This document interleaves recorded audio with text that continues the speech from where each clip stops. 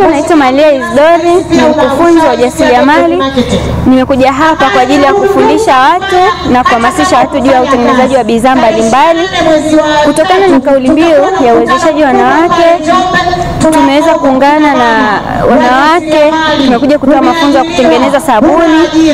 Nimekuja kufundisha jinsi ya kutengeneza sabuni, batiki, mafuta pamoja na vikapu.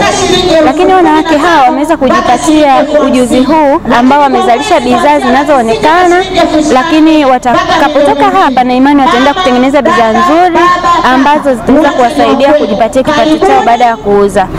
Wito wangu kwa serikali, basi tuweze kuwezesha wanawake juu ya swala zima la masoko, waweze kupata masoko mazuri, wakauze bidhaa zao ndani ya nchi na nje ya nchi.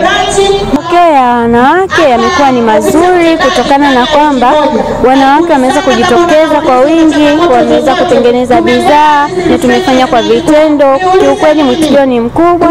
Nina imani na ninavyoona wamama wa Njombe wako vizuri sana, wanajishughulisha na biashara. Kwa hiyo kutokana na kwamba wameweza kuongezewa ujuzi huu, basi na imani wataweza kuongeza ujuzi mkubwa zaidi. Asante. Unyanyasaji wa kijinsia ambao mwanzoni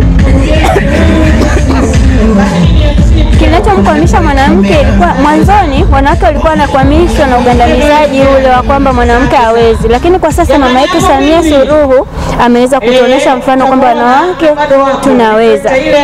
Inaonyesha kwamba niulize kupewa elimu zaidi ya kuimarisha kiuchumi, lakini wawezeshe mitaji na vile vile waweze kupewa masoko, sio masoko ya ndani tu, na bidhaa zetu za ndani ziweze, hususan kwa mfano serikali iweze kutenga maeneo ambayo maeneo hayo yatawezesha kuanzisha viwanda vidogo vidogo, kama wajasiriamali wadogo wapewe eneo watakaweza kuzalisha bidhaa zao, waweze kupata GBS, mwisho wa siku bidhaa zao ziweze kutoka nje ya nchi.